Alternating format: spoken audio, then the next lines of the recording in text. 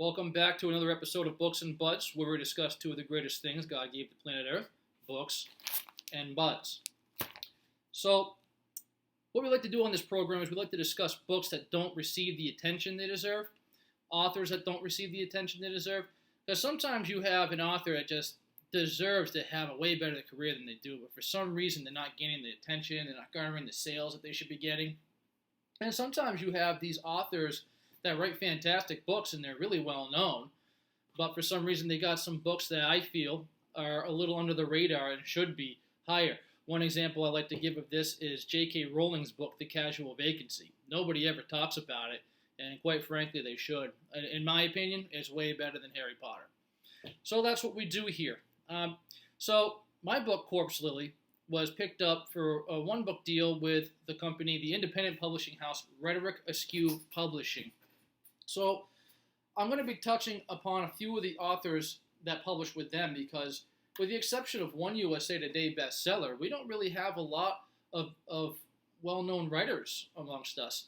So I'd like to try to change that. I'd like to try to boost a little bit of our careers because that's what independent publishing houses do. They take a chance on newbie writers who maybe don't have the voice and they just need a little push in the right direction, maybe a little bit of help on the editing or marketing side of things. So I'm very grateful to Rhetoric Askew Publishing for taking a chance on me. And one of the things that they've done, one of their first books that they published that I'm aware of anyways, is 143, Stories of Love, Loss, and Catastrophe by fellow independent writer Alicia Sophia. Now, I am not a member of the LGBTQ community. However, the best way to understand other members of the world that you live in is to just immerse yourself into the world by reading a book that one of them might decide to write about, because then you can live their lives, so to speak. And it helps you emphasize, it helps you understand what they go through. And if you're someone that disagrees with that community for whatever reason, I think maybe you should try reading one of the books and you'll discover that there's not too much difference with any of us, to be honest with you. Black, white, brown, gay, man, women, we're all pretty much the same, living on the same earth, so we might as well do our best to understand each other. With that said, the reason I want to discuss this book is because I've read mostly male-related LGBT books, and I wanted to see what it was like from the female perspective, a woman who loves other women. And I liked Alicia's book because it dove right into it. She didn't use too much purple prose. She just got right into it. The very beginning of the book deals with her and the breakup. So there wasn't any of this love stuff, which usually ends a book. You usually end with the two people finding each other and falling in love. Instead, she starts the book with two people breaking up. So the main character, she is just torn apart by this thing. And the reason it's called 143, I should discuss that briefly, is because one is one letter in the word I. There's 4 letters in the word love.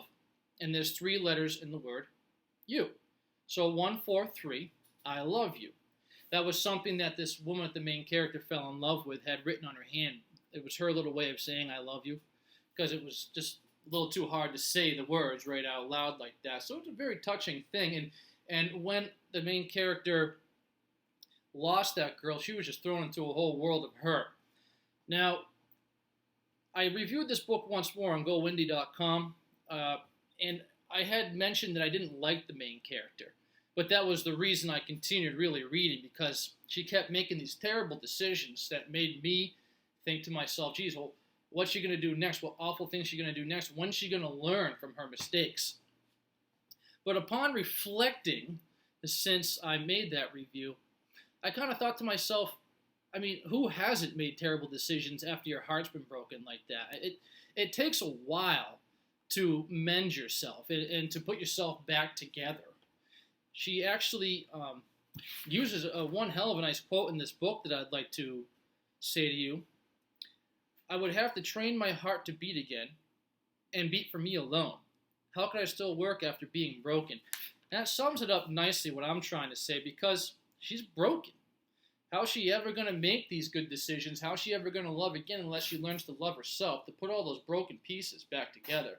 So upon reflecting, it's one of those things where I think that I like the main character a little bit more now because I was able to put myself in her shoes. I've had my own heart broken, and it hurts. I've done some stupid things. I've rebounded, and when you do that, you hurt people. I've taken to drinking a little bit, and when you do that, you hurt yourself. And of course, when you drink it too much, you make horrible decisions, period. So I've kind of had to go back and rethink my initial review. However, I did really like the book quite a bit. Like I said, she didn't waste her time with purple prose. She just got right down to it.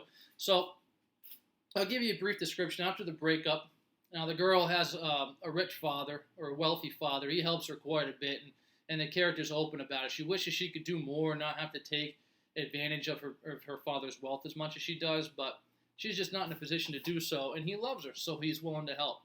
So he gets her a new apartment because it was her girlfriend's house, and they were supposed to move in permanently for the rest of their lives, but, didn't work out.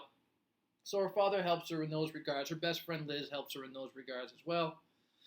And so while she's in the process of mending herself, trying to find her place in life, she meets this wonderful woman who happens to be a very rich woman from San Francisco, because the book takes place in not Philly, Pittsburgh. I'm sorry, Pittsburgh. I had to think of the other major city out there in Philadelphia.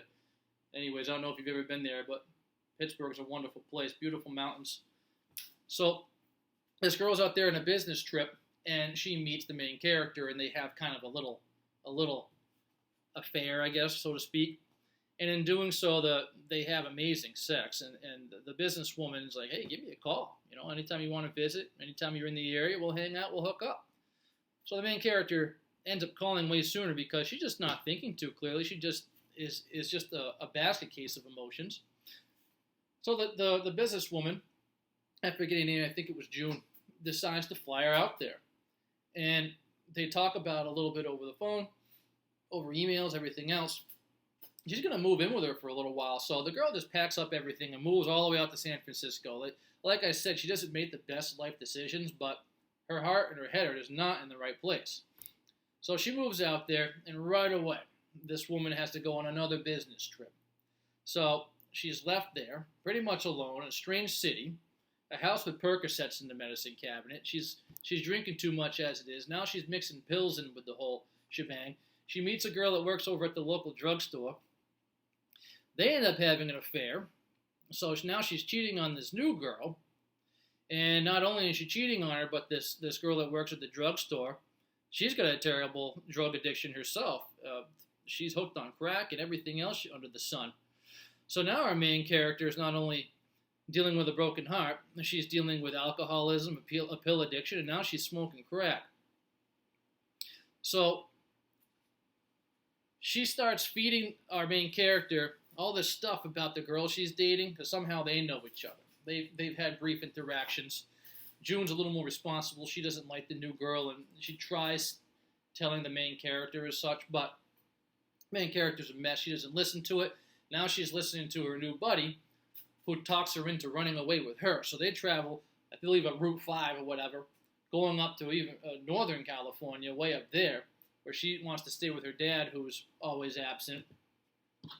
I don't want to give away too much of the movie, but some horrible things happen way up there. It's just one of those books. It really, the word catastrophe in the title, love, loss, and other catastrophes, is probably the most dominant theme in this book, because it's just, this girl's life is a catastrophe from the moment the book starts to the moment it ends.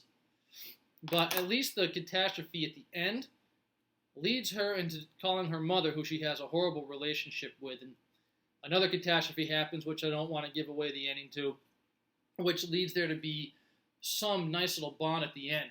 So it's a literary book, which is my favorite. I love literary.